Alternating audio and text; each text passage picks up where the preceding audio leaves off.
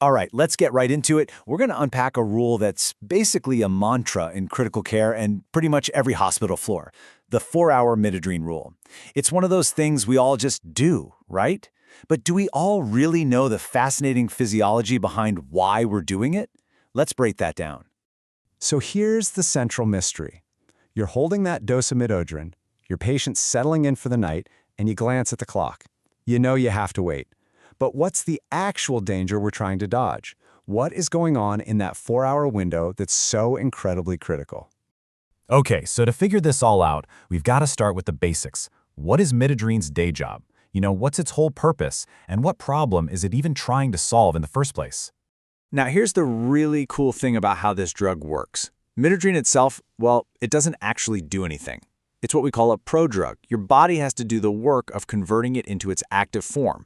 And once it's active, it becomes a potent alpha-1 agonist. All that really means is its job is to squeeze the peripheral blood vessels. That clamp down increases what we call systematic vascular resistance, or SVR. And boom, blood pressure goes up. So who are the folks who need this?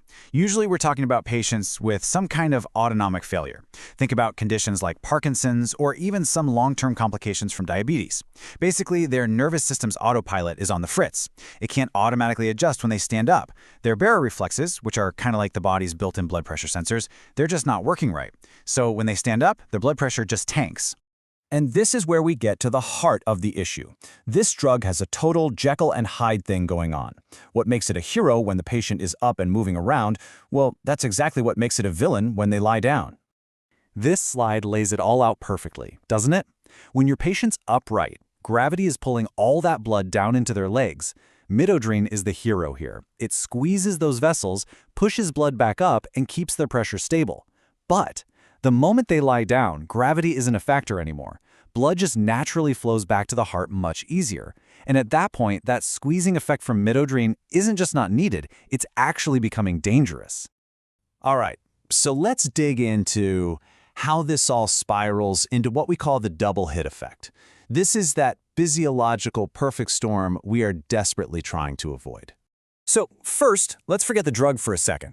Just think about what happens when one of these patients lies down. Step 1, gravity stops pulling blood down. So, step 2, a lot more blood returns to the heart, that's increased venous return. This means, step 3, preload and cardiac output naturally go up. Now in a healthy person, our body's safety switch, those baroreflexes, would kick in and tell the blood vessels to relax to keep the pressure normal.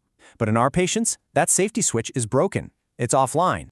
Okay, so you've got a system where the pressure is already creeping up and the safety brakes don't work. Now, let's add that dose of Midodrine back into the picture, still actively squeezing away, and this is the double hit. It's a two-pronged attack on their blood pressure. You've got the increased preload just from lying flat, plus you've got the increased systemic vascular resistance from the Midodrine. Both of these things are shoving blood pressure through the roof at the exact same time. And the result? It is not just a little bump. It's dramatic. This combo can cause some seriously severe supine hypertension. We're talking systolic pressures blasting past 180, sometimes even clearing 200 millimeters of mercury. And this is all happening while your patient is supposedly resting. Okay, so now we know what happens, but why is that so incredibly dangerous? And how does all this physiology get us back to that very specific 4-hour rule? Well, the risk is huge. Having that kind of severe high blood pressure all night long puts an incredible strain on the body. It massively increases the risk of something catastrophic, like a hemorrhagic stroke, acute heart failure, or a heart attack. And crazily enough, it can actually make the original problem even worse. And this is such a fascinating clinical paradox. When the body is dealing with that sky-high pressure all night, the kidneys try to save the day. They start dumping salt and water to try and bring the pressure down. So what happens? The patient wakes up in the morning, but now they're volume depleted. And that makes their orthostatic hypotension, that dizziness when they stand up, even more severe than before. The very drug that's supposed to help is now making things worse. So why 4 hours? Why not 3 or 5? It really just comes down to the drug's timeline. It's pharmacokinetics. Midodrine kicks in after about 30 to 60 minutes.